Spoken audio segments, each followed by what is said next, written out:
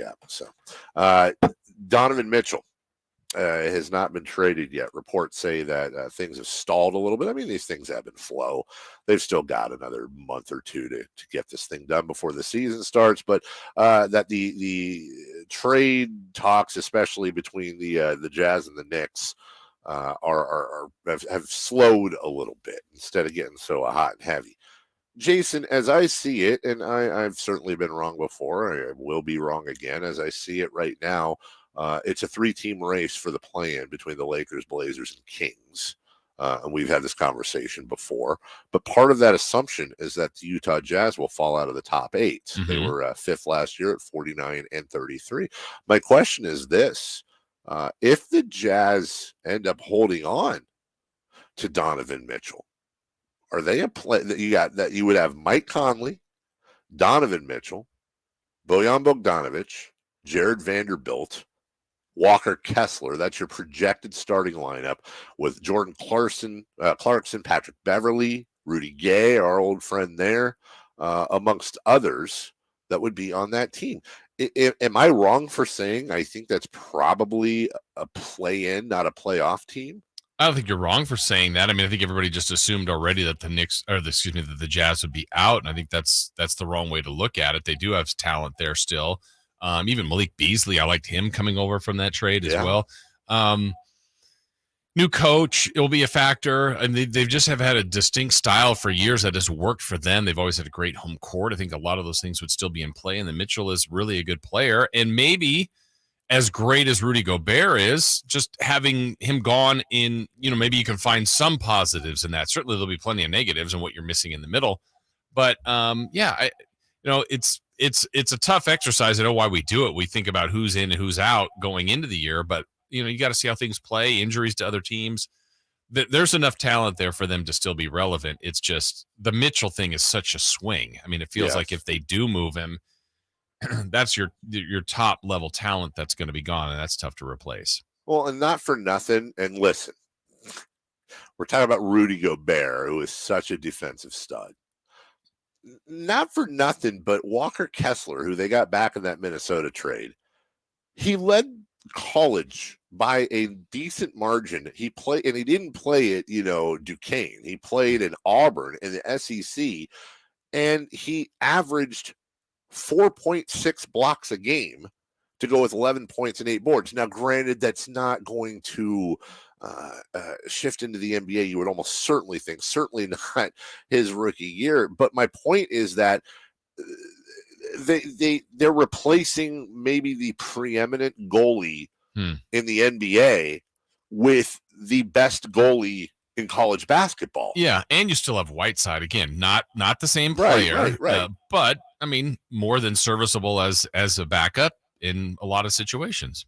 I think if Donovan Mitchell's on that team for the bulk, if not the entire next year, I think as Kings fans, that's a pretty huge blow to your already very tenuous play-in hopes. And we haven't even gotten to Portland, as we talked about before. With Lillard and Simons, they added Gary Payton.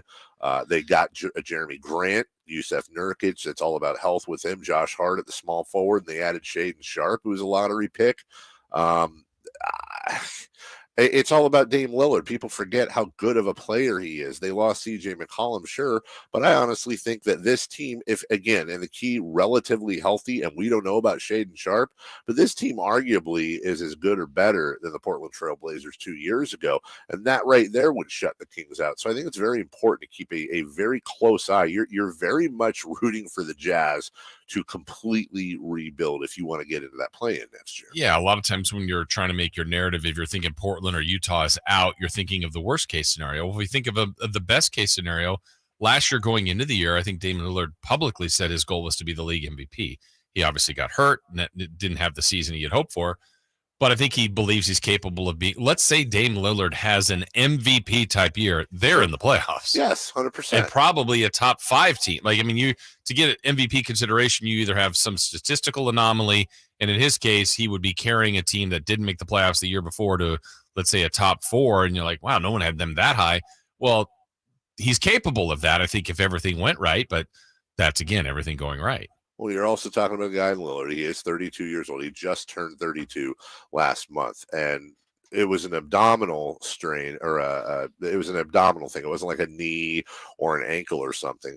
And last year, while injured, he still averaged 24 points and 7 assists and 4 rebounds. That's coming off years where he averaged 29, 30, 26, 27, 27. I mean, this guy is an absolute scoring machine who has been relatively, I mean, he's got 3 seasons he played 82 games. He's got a fourth he played 80, 75, 75, 73, and then a couple of the 60s. And then the anomaly last year was 29 games. Point being, yes, Jason, you have a guy who is a bona fide superstar leader type who's at least was before injury than anybody on the Sacramento Kings. It's just very difficult when you look at that math, when you have the Lakers, when you have the Blazers, and then possibly if you have the Jazz to go with the Kings, all fighting for what amounts to 2 play-in spots. Yeah.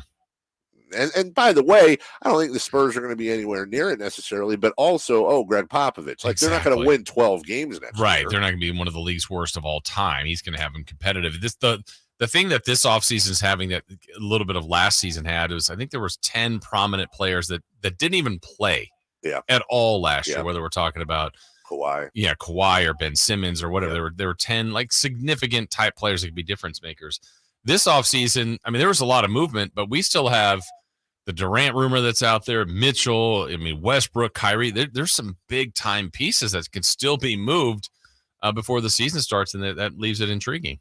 And the funny thing about that is that 2 of those players are in the West, 2 of those players are in the East.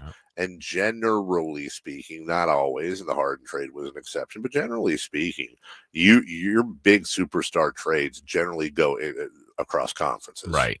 So it'll be really interesting to see exactly how that all plays out. We'll take a break. When we come back,